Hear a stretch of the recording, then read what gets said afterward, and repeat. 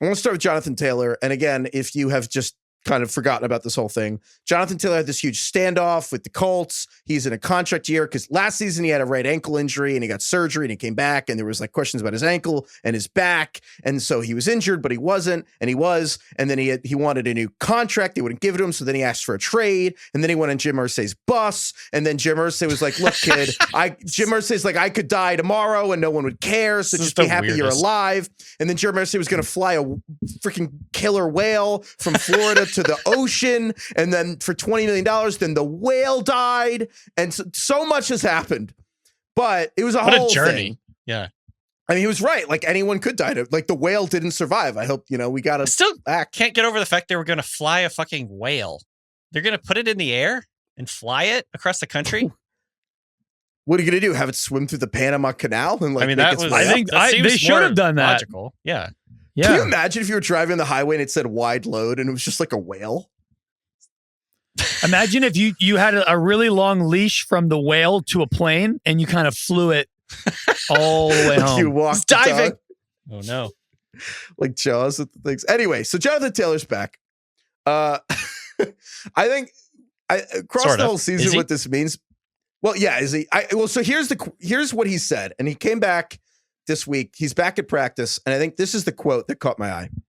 And the first part of this has gotten aggregated on social media, but the whole quote at length is important to me.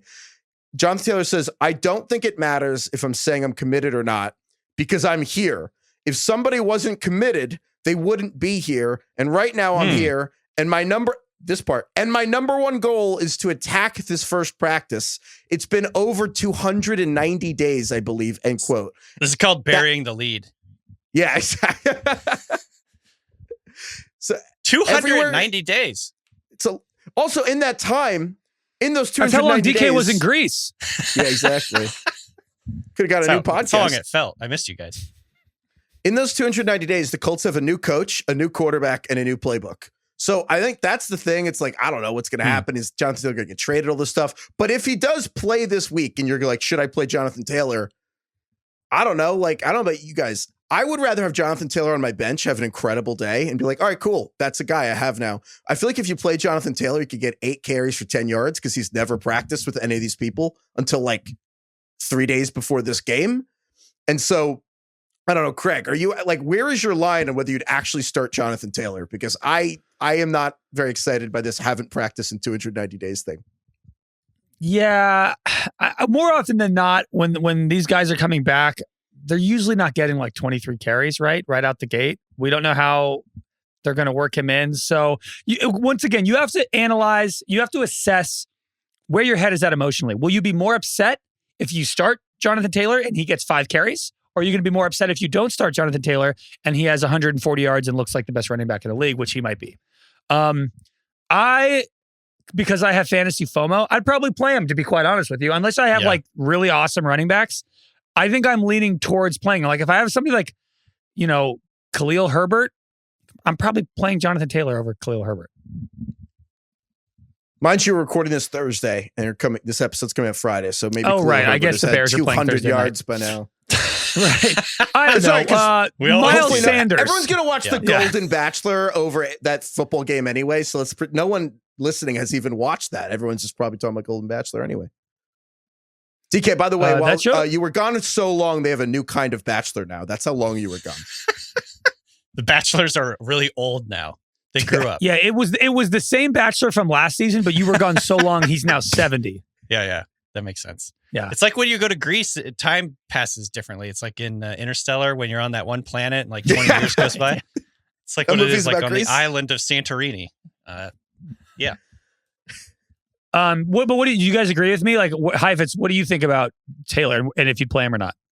Dude, I think most of the time, honestly, like 85 or 90% of the time, you're like, should I play this really good player? My answer is like, yeah.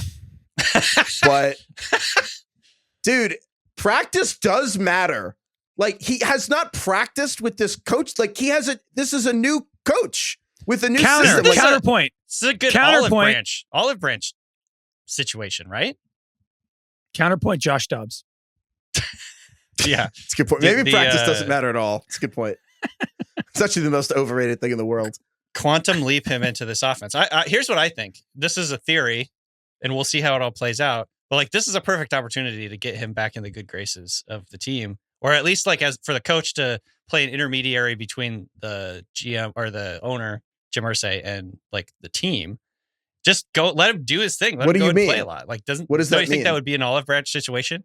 I don't get it. To be honest, what do you say? Okay, players want to play. If he's you're saying is he going to be upset if they? Jonathan Taylor will be happy. Shane Steichen can make everyone happy by playing him. Yeah, by giving him the rock. This is what players want, to have the ball. Players want the ball. Good players want the ball. If they go in there and play him like 5 plays, don't you think that's just going to make him more mad? But it's not. I'm not. To be clear, I'm not saying he would have like some like capped workload forever. I'm saying that like they didn't even have a full practice on. Wednesday. They had a walkthrough. It's like he'll have one practice essentially before this game. I don't know. It's crazy to me. My point is they could give him. They could extend an olive branch and basically say, "Hey, it's your offense again, baby. Go out and do your thing," and give him a big workload. And like, to me, that's a good way to kind of get back into his. But who cares? He like hates the front office. But who cares? The coaches. I'm just being honest. But why do they care? I'm just saying, like, they're not going to. Why does the front office? Like, I'm just saying, like, Jonathan Taylor. I don't think he's going to extend. If they don't care, like, he's not if they don't care, in this like, team. Why are they even playing? Like, why even keep him around? Why not trade him? Well, I don't know. I mean, he's coming back because he has to play. But like, I guess what I'm saying is, I don't think that he's going to be on this team long term. Personally, I feel like he's coming back because he's healthy and he wants to show. You know what the Colts should plan? You guys are missing the forest for the trees here. You know why the Colts should plan? Because he's really, really good. And it will help the Colts win the game, which is the goal of the Colts organization. You might be onto something here, Craig.